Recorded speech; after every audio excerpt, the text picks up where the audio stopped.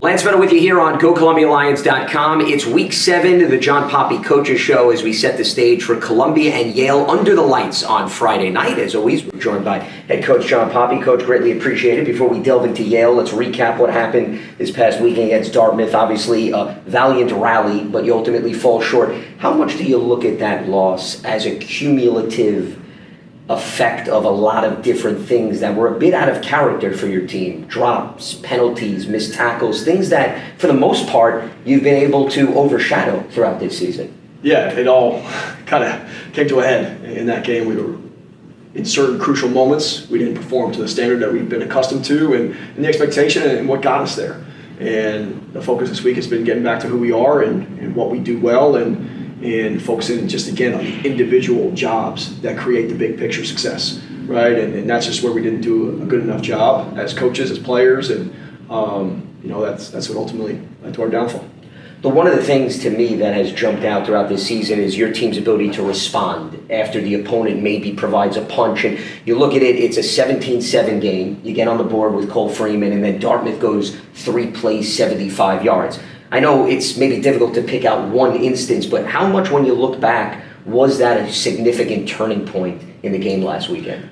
In terms of their touchdown? Correct. Yeah, I mean, that was a backbreaker for us, and it shortened the game, right? I mean, even those 3 plays, they took time off the clock, and when you're down 3 possessions to that specific team, they do a great job of, again, running the clock, running their offense, and moving the chains to keep you off the field and prevent you a chance to coming back. So we somehow managed a way, because we hit our own explosive plays and some Dartmouth penalties aided us, right, that were definitely warranted. But at the end of the day, you're down 3 scores in the fourth quarter to that team. It's almost insurmountable. A big development in the game, of course, was Chase Goodwin went down at the end of the first half, so he's now out with a knee injury. Cole Freeman came in. Big picture perspective, you've been without Chase before, so Cole has experience. How much does your offense, John, at all change now handing the reins over to Cole? I don't think it changes at all. If anything, we're going to run what we planned on running anyway if Chase is here, because Cole's gotten more and more comfortable in our offense. Right, he's a guy that wasn't here in the spring, wasn't under coaching in the summer, so it's just taking him a little bit longer to get comfortable. And we think he's finally there, especially having to start in Georgetown, playing a full game where maybe we did minimize the playbook a little bit, but now each week, Cole's shown the ability to do everything we asked Chase to do and more, and we feel completely confident in Cole to help us win a game. As you well know, playing the quarterback position is not just an X's and O's thing, it's also a leadership position, right, in terms of rallying the team. How has Cole now assumed maybe a little bit of a different role behind the scenes in addition to his responsibilities on the field? Yeah, I think Chase has been the more vocal guy just because he's the starter and he's more comfortable with the teammates because he's been with them longer. Cole's coming in and he has that, but it's more just how he does things, how hard he practices, how hard he plays, the toughness, the relentlessness that he has, I think, has really won over his teammates, and everyone will follow that guy into a battle because of what he's willing to do and sacrifice to play this game and help his team win. Well, I think the same can be said for Jack Smahowski on defense, the linebacker, who's been one of your leading tacklers and is going to be critical in slowing down a prolific Yale offense, which we'll break down moving forward. But when we come back, we'll hear about Jack Smahowski and the impact that he's put on this team, both on and off the field, as you're watching the John Poppy Coaches Show on GoColumbiaLions.com.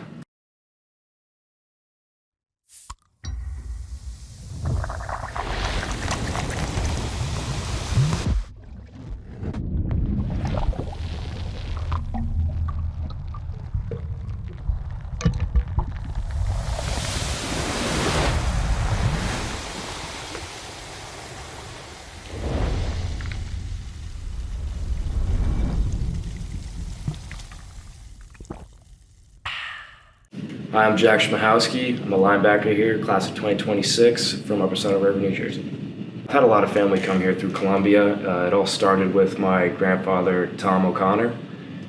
He graduated in 1962 and was a part of the 61 championship team here. He was also the captain of his team in 1962. Not just my grandfather, Tom O'Connor, came here, but also many of his siblings and many of my uncles. I have a long lineage of Columbia football athletes. Well, definitely wasn't automatic, but I grew up coming to games here. I would always tailgate with my grandfather and my whole family, so it was really a core memory for me growing up, watching football and just thinking like, wow, these guys are so big. And then eventually once I graduated high school and I got the opportunity, it was absolutely a great choice. My whole family played football. My dad, both my grandfathers, many of my uncles, and me and my brother grew up playing football together, so yeah. My family was definitely involved with football. I wouldn't say there was an aha moment, but it definitely came up quick. So at my high school, St. Joe's, right across the river in New Jersey, a lot of guys were going to college to play football. A bunch of guys are in the NFL right now, so a lot was happening around me. But I'd say junior year was when I started seeing potential to play college football. I always wanted to go to college in the city. I really liked the atmosphere. The idea of being in New York City was fantastic, and the academics, football program. When I came here on my official visit, I felt the atmosphere was incredible. I've been trying to explore a lot more. I find myself getting caught up with school and football, but when I have free time, I like to go try new foods all over the place. Been looking for Portnoy's 9.0 rated pizzas. Been going all over the city finding those, which have been really good. So that was a lot of fun. And other than that, just listening to music, playing video games, school, library, relaxing. But right now during football season, it's mostly school and football. Freshman year, it's really tough to get on the field. You're a younger guy, don't quite have the football IQ or physical wherewithal. So I really made my debut on special teams, mostly just on kickoff. And I think that my experience as a freshman kind of allowed me to understand the earning of a role on a team and kind of building your way up. Whereas as a senior in high school, I was one of the better players on my team, and I had a lot of respect, kind of starting over, washing your hands, starting anew, growing again as a player. The Columbia defense has definitely been a special community and environment for me.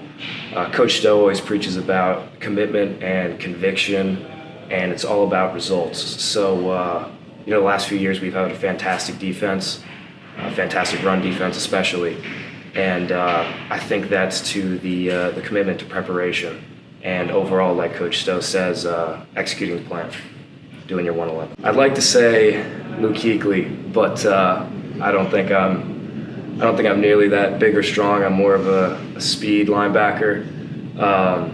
But watching him growing up and the football IQ that he showed and just the mastery of his game was really inspiring to watch. I think that my keys going out there start with preparation and grit.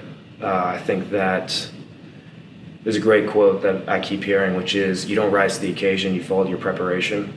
And I think that if I prepare properly and I can be confident knowing what I have to do in my job, that I can go out there, I can be violent, I can be fast, and I can contribute in whatever ways I can to my team, leave it all on the field. It all happens very fast. I mean, I'd like to say that I think a lot in that moment, but if I'm being honest, I'd say my instincts probably take over. But those kinds of moments where it's just you and the running back or the wide receiver in the open field, and it's a make or break play, and it means a lot to your team to make that play. It's the type of moments that you dream about. It's what keeps me up at night if I miss it, and it's incredibly important. So, while it's happening, I try my best to just let my preparation do the talking and make that play. Individually, I'd like to do the best I can to provide and produce for my team and my defense.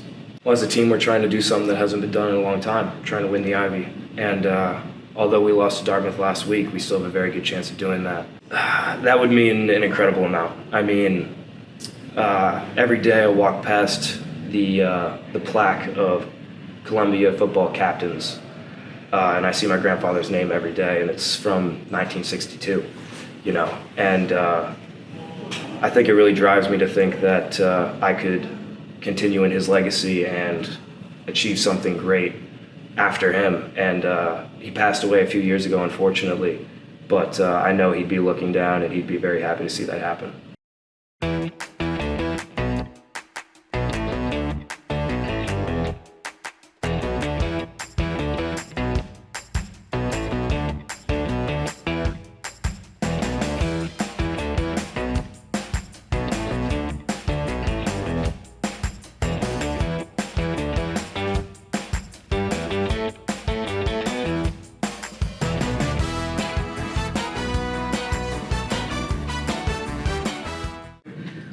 Welcome back to GoColumbiaLions.com. Lance Meadow with you. It is week 7 of the John Poppy Coaches Show. We now look ahead to Columbia and Yale here in New York City on Friday night. Coach, you got an interesting connection in terms of Yale because your offensive coordinator, Saitu Smith, spent the last 2 years on staff. He was the assistant head coach.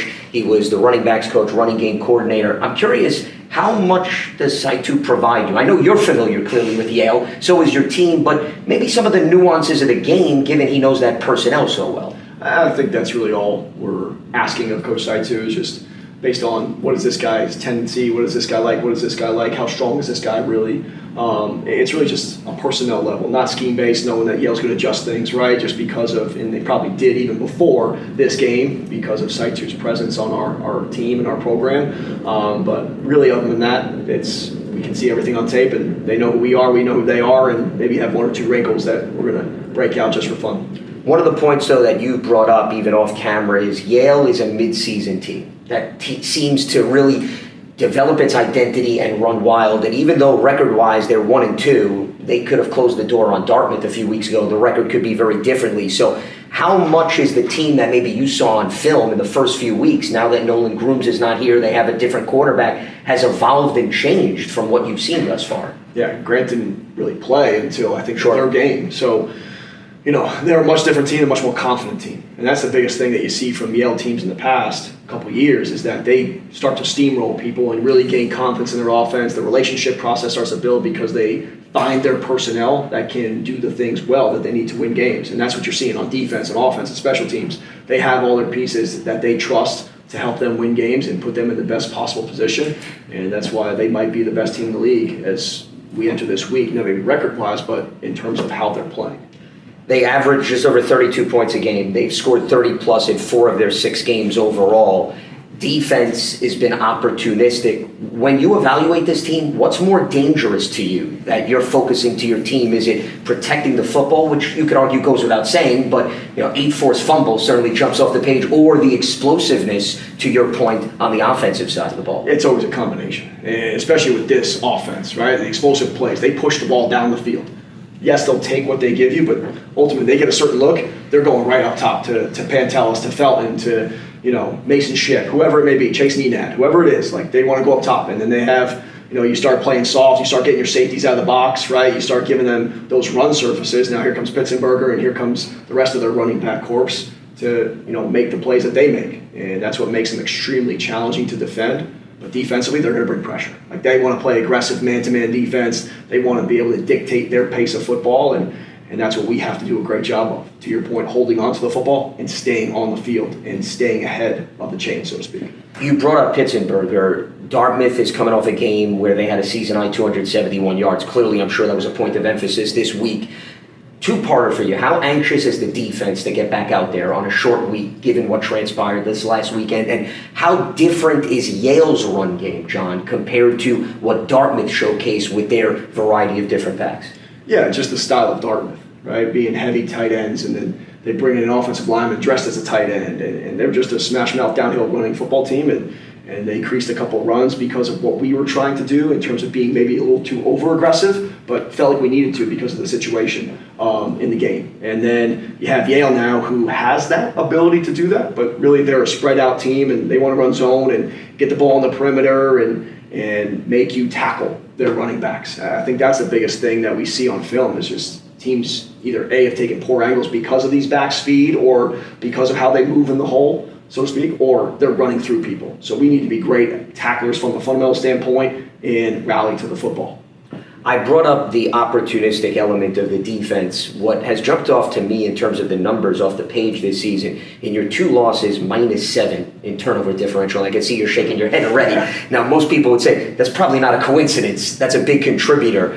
What has been the reason why you think the turnovers in those particular games have come back to bite you? And of course, I'm referring to the Georgetown game and the Dartmouth game. Yeah, I think some turnovers you live with as a coach because they're aggressive in nature, and it's part of it can happen, right? A 50-50 throw. Sometimes your guy comes down with it, sometimes their guy comes down with it, and you tip your cap. There's the ones that just from a decision-making, a processing standpoint, that are tough as a coach to live through, and you hope you do your best to educate players not to make those types of decisions, right? Where Cole floated that one in the flat versus Georgetown that That one we didn't need to do, right? It was third down or second down, and we have more time to play, and we're in the positive field zone. Like, it's okay to take a sack there.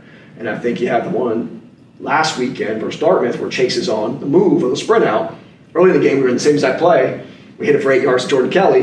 It's 3rd and 5. Jordan Kelly's open in the flat. But for whatever reason, in that 2-minute drill, Chase felt like he needed to press because we're down 10-0. Maybe we haven't moved the chains as much. So you get in those moments as a competitor, and that's where you just have to make the smart decision for the team and understand, trust your guy to make a play. So those are really the things that, from a coaching standpoint, we're trying to educate our quarterbacks on. Anyone. Like, hey, like, there's aggressive mistakes and then there's costly mistakes, right? The costly ones, we got to eliminate those immediately. And the aggressive ones, sometimes it's built into the play call that can happen.